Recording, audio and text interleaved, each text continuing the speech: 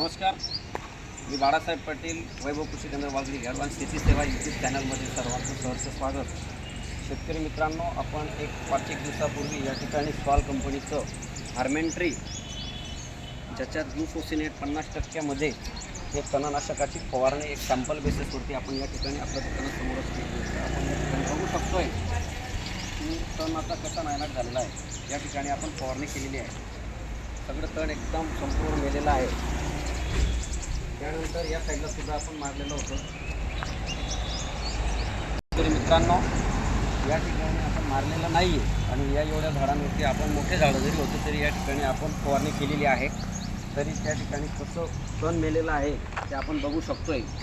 त्यातल्या त्यात एक प्रात्यक्षिक म्हणून आपण या ठिकाणी स्वतः माझ्या हाताने पंपाची नळी धरून काही भागाला मी या ठिकाणी सोडून दिलेलं होतं.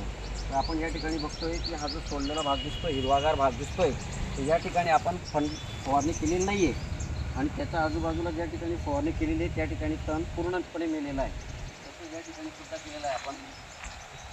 आपण बघू शकतो या ठिकाणी मी सोडलेलं आहे, मुद्दामून सोडलेलं आहे की जेणेकरून आपलं लक्षात यायला पाहिजे की ज्या ज्या ठिकाणी तणाची फवारणी केली आहे त्या ठिकाणी तण चांगल्यापैकी मेलेलं आहे.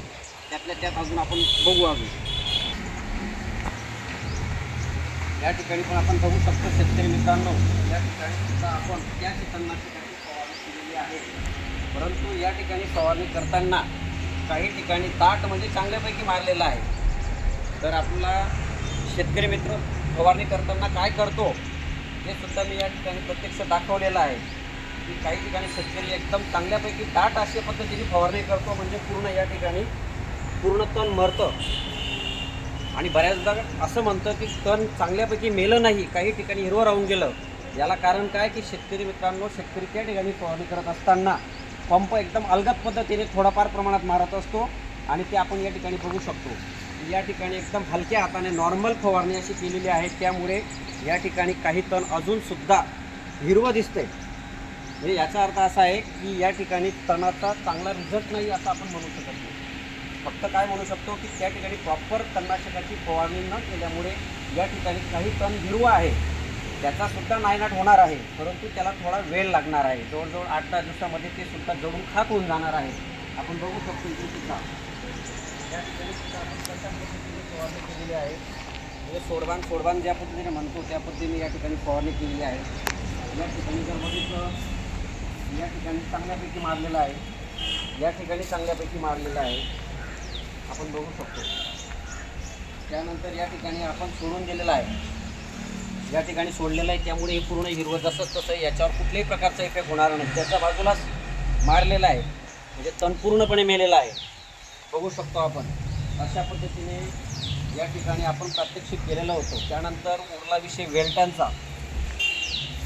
आता या ठिकाणी सुद्धा हे वेलवरती आहे बघा. या ठिकाणी थोडं कमी प्रमाणात मारलेलं आहे, या ठिकाणी चांगल्यापैकी मारलेलं आहे. त्यामुळे या ठिकाणी वेलांचा पूर्ण नायनाट झालेला आहे.